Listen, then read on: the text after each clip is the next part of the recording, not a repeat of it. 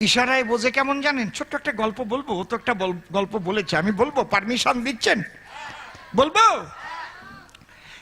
একটা 24 বছরের ছেলে একটা 18 বছরের মেয়েকে গান শিখায় রাত্রিকালে। টাইম করেছে রাত 8টার পর। আর ওর বাবা কিন্তু কাজ করতে গেছে দুবাই শহর, মা আর মেয়ে থাকে ঘরে। আর ওই মাস্টার মশাই রাত 8টার সময় আসে গান শিখাবার তরে। এখন ফোনটা বন্ধ করুন। মাস্টার মশাই হারমোনিয়াম মেয়েটাকে দিয়া আর নিজে ডুগি তবলা নিয়া, উনি ডুগি তবলা বাজান, ধা দিন ধিন না না ধিন ধিন না না তিন তিন না ত্রেকটে ধিন না ধিন দিন না না তিন দিন না না তিন তিন না ত্রেকটে ধিন না। আর মেয়েটা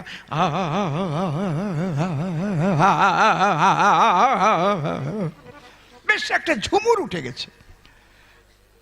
এই টাইমে ওর মা রান্নাঘরে আছে আর ইলেকট্রিক অফ হয়ে গেছে। কি অন্ধকার, ঘুটঘুটিয়ে। হঠাৎ মেয়েটা বলছে, মা কথা মানো, তাড়াতাড়ি একটা আলো আনো, চার্জার লাইটটা একটু জ্বালাও। মা রান্নাঘর থেকে বলছে, শোন সবিতা, মেয়েটার নাম সবিতা, এই জায়গায় আবার কোনো সবিতা আছে নাকি? ওইদিকে তাকাতাকি করছে যে, আমা তুমি না মা, এটা গল্পের সবিতা, বুঝুন না, রাগ করুন না। ও মার বলছে, সবিতা মা শুনে নে আমার একটা কথা, আমার আলো নিয়ে আসতে যতক্ষণ লাগবে তোর মাস্টার মশাই যেন ডুগি তবলা বাজনা বন্ধ না করে। আর কব না, বুঝে না কইবার। যদি ওর উপরের থেকে হাত উঠে যায়, হাত যাবে কোন জায়গায়? আমার না এইসব বাজে কথা ভাল লাগে না, আমার লজ্জা করে কেমন, সত্যি ভাইরি।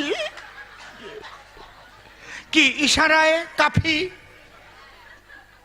মেয়েটা বলছে, মা অন্ধকার ঘরে ডুগি তবলা বাজাবে কেন? মা বলো না। আমার বলে, চুপ, একদম কথা বলবি না। বুঝিস তো বোঝ, না বুঝিস তো মুখ বোঝ। বাজনা যেন বন্ধ করে না। দিন দিন না না দিন দিন না না তিন তিন না ত্রেকটে দিন না, কোনো হাত যেন কামাই না যায়। দেখেছেন কায়দা করতো? ওই মামনির পেটে ব্যথা উঠে গেছে।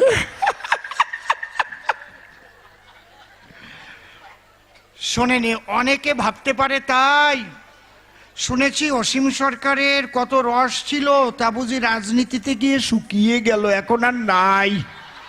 ওই রকম না, অন্তরে করুন ধারণা, বান্দর বুড়ো হয়ে গেলেও গাছে ওঠা স্বভাব যায় না, অত সোজা না। কি ভেবেছেন আমার কি রস শুকিয়ে গেছে নাকি? শোনেন, বয়স গেছে বেড়ে এটা বলতে পারেন আমারে, কিন্তু খেজুর গাছ দেখবেন যত বয়সী হয় তার রস তত মিঠে হয়, একেবারে আঠা আঠা, মোটা মোটা ফোঁটা কাটে, পাটালি যা হয় রে বাবা। নলেনি গুড়ের পাটালি খাবা? আমার প্রত্যেকটা ফোঁটা এক একখানা নলেন গুড় ছাড়া কিছু না। খাও, ভালো করে খাও। বাড়ি যাইও চাটপা। জয় রাধে, জয় রাধে। ওই মামনির অবস্থা খারাপ। চুপ করে থাকেন সবে, মাঝে মাঝে একটু রস তো দিতে হবে নাকি?